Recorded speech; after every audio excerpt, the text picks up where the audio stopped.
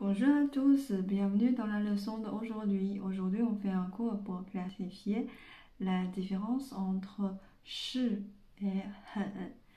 Est-ce que vous traduisez toujours le verbe être en chinois shi? Comme la plupart de mes élèves anglophones ou francophones, on fait souvent cette erreur-là, mais aujourd'hui, avec cette leçon, vous allez comprendre quand est-ce qu'on utilise shi et quand est-ce qu'on utilise hen. Par la suite, je vais vous citer 3 groupes de phrases. Le premier groupe, elle est maman. En chinois, on dit ta shi mama. Elle est maman. Ta shi mama. Elle est bien. Ta hen hao. Elle est bien. Ta hen hao. Voilà, ici, elle est maman et elle est bien. Ici, on a toujours, en français, on a toujours utilisé être. Ici pour dire elle est maman, elle est bien. Mais en chinois, ici c'est ta shi mama. Ta hen hao. Regardez ici, c'est pas pareil. Hein? Quand la première phrase, on a utilisé shi. La deuxième phrase, on a utilisé hen. Ensuite, le deuxième groupe. Il est baba. Ta shi baba. Il est baba. Ta shi baba. Il est occupé. Ta hen mang. Il est occupé. Ta hen mang. Voilà, dans ce groupe aussi, il est baba. Il est occupé. On a tous utilisé le verbe être. Mais dans la première phrase, on a dit ta shi baba. On a utilisé shi. Dans la deuxième phrase, ta hen mang. On a utilisé le hen. Voilà, ça c'est le deuxième groupe de phrases. Maintenant, le troisième groupe, il est grand frère. Ta shi ge ge. Il est grand frère. Ta shi ge ge. Ensuite, il est grand. Ta hen gao. Il est grand. Ta hen gao. Voilà, c'est dans ce groupe-là, la première phrase, il est grand frère. Ensuite, il est grand. On a toujours utilisé le verbe être en français.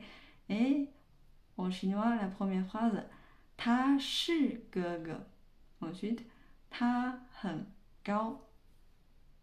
Le premier, on a utilisé le shi. Le deuxième, on a utilisé le hen pour la version de être en chinois. Maintenant, je vous sors les 3 groupes de phrases ici. On observe quand on dit elle est maman, il est papa, il est grand frère. Après le est, on a ajouté un nom. On a ajouté un nom, c'est pas un adjectif. Dans ce cas-là, on a utilisé le verbe être, shi en chinois. Regarde dans ces 3 phrases-là. Ta shi mama. Ta shi baba. Ta shi ge ge.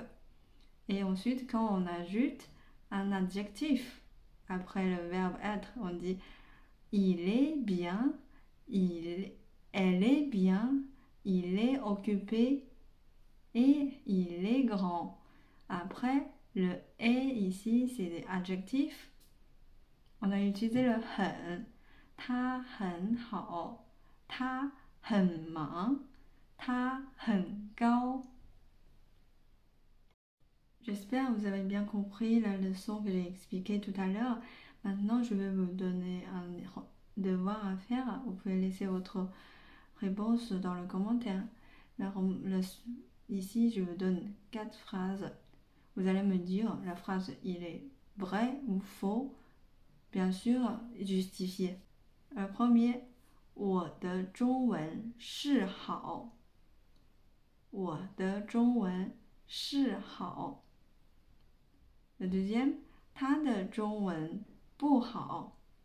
他的中文不好。Le troisième, 你的朋友漂亮，你的朋友漂亮。Le quatrième, 法国人是高，法国人是高。Voilà, ces 4 phrases-là, vous pouvez me donner votre réponse. Il est vrai, elle est fausse dans le commentaire et bien sûr justifiez votre réponse. Merci de votre visionnage. Je vous dis bonne continuation, bon courage et à la prochaine fois. Au revoir. 下次见，再见，拜拜，加油！